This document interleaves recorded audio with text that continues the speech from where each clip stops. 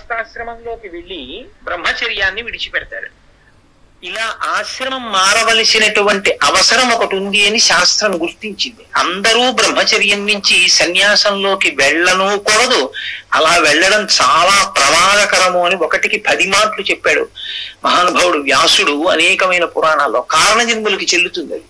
నేను అందరినీ ఒక గాట కట్టి చెప్పట్లేదు, ఎందుకంటే అలా అయితే నేను శంకరాచార్యుల వారి గురించి కూడా తప్పుగా చెప్పినట్టు. ఎందుకంటే శంకరాచార్యుల వారు వివాహం చేసుకోలేదుగా. నేను కారణజన్మల గురించి ప్రస్తావన చేయట్లేదు, సామాన్యుల గురించి మాట్లాడుతున్నాను.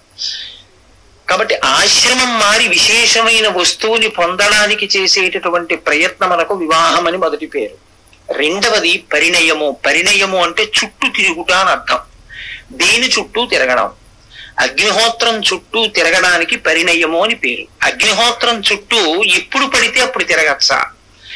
ఎక్కడో యజ్ఞం అవుతోంది, ఆ యజ్ఞంలో పూర్ణాహుతి అయింది, ఆ పూర్ణాహుతి అయిపోయిన తర్వాత దాని చుట్టూ తిరిగాడు, దాన్ని కూడా పరిణయము అని పిలవచ్చా? కాదు. వివాహానికి పర్యాయపదంగా పరిణయం అన్న మాట మాట్లాడితే ఏ హోమం దగ్గర 16 మంది దేవతలను ఉద్దేశించి హోమం చేస్తారు చిట్ట చివరిలో.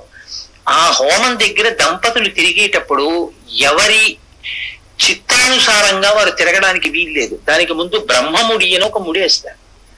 ఆవిడ చీర కొంగు, ఈయన ఉత్తరీయము రెండింటినీ కలిపి ముడి వేసేస్తారు. ముడి వేసిన తర్వాత వాళ్ళిద్దరూ ఏదో బట్టలు ముడేశారు కానండి, నేను ముందు నడుస్తాను ఆవిడ వెనకాతలు నడుస్తుంది అనకూడదు.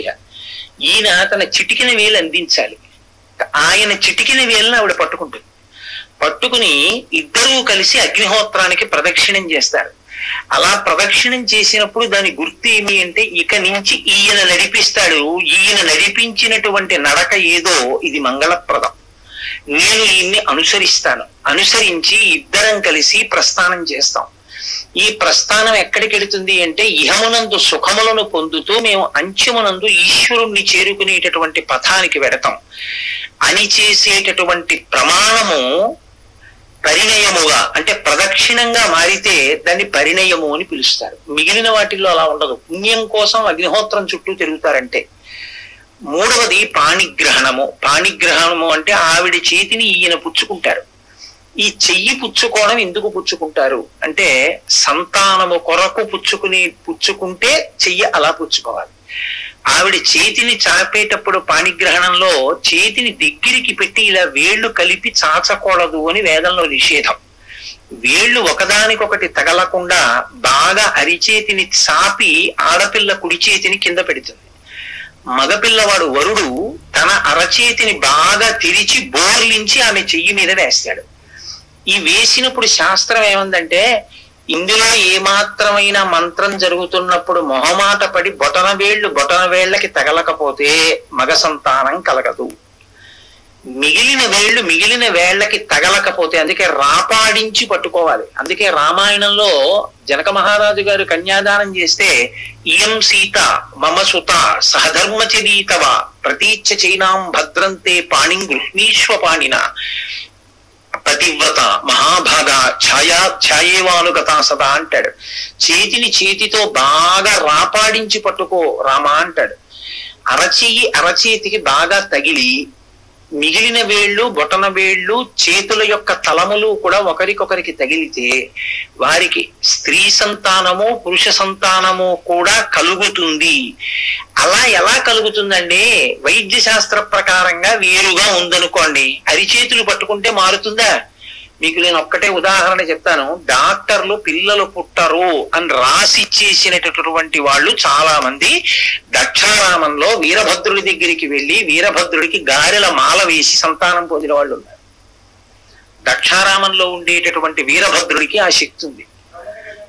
సుబ్రహ్మణ్య కళ్యాణం మన దగ్గర అయ్యప్ప స్వామి దేవస్థానంలో మనం కావిళ్లు మోసినప్పుడు ఇంకా సంతానం కలగదు అన్నటువంటి వాళ్ళకి సంతానం కలిగింది. నేను ఎన్ఎఫ్సిఎల్ క్లబ్ లో ఉపన్యాసాలు చెప్పడానికి వెళితే అక్కడికి వచ్చి నాకు ఒక తల్లి చెప్పారు, అయ్యా నాకు సంతానం కలగదని చెప్పారండి డాక్టర్లు. కేవలం మీ మాట మీద నమ్మకంతో కంచి కామాక్షి అమ్మవారికి ఆ రోజుల్లో మనం పెరుగు చిలికించి వెన్న తీయించి నైవేద్యం పెట్టించాం. నేను వాళ్ళ పేర్లు కూడా ఎవ్వరికి తెలియకూడదని చెప్పాను, ఎందుకంటే అది వాళ్ళని అవమానించినట్టు అవుతుందని. నాకు ఆవిడ ఎవరో కూడా జ్ఞాపకం లేదు. నేను నిజానికి ఆ రోజున ముఖాలు కూడా చూడలేదు వాళ్ళతో స్తోత్రం చెప్పించేటప్పుడు. నాకు పొరపాటున కూడా వాళ్ళు గుర్తుండకూడదని. ఆవిడే వచ్చి నేను మీ ఇంటికి వద్దాం అనుకుంటున్నానండి, మీరు ఇక్కడికి వస్తున్నారు ప్రసంగానికి అని తెలిసింది, నేను ఇప్పుడు గర్భిణిని అయి ఉన్నాను, చాలా సంతోషిస్తున్నాను, నేను మీ ఇంటికి వచ్చి చెప్పాలి కానీ ఆనందం తట్టుకోలేక మీకు ఇక్కడే చెప్పేశానని చెప్పారు ఆ తల్లి. నేను ఎంత సంతోషించాను ఆ రోజు.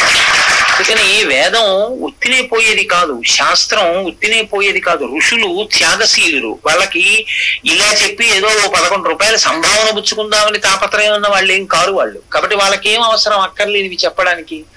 కాబట్టి పాణిగ్రహణము అంటే సంతానార్థి, అందుకే ప్రజా సంపత్త్యర్థం అని సంకల్పం చేస్తాడు వివాహంలో. నేను ధర్మబద్ధమైన సంతానము కొరకు అరచేతిని అరచేతికి రాపా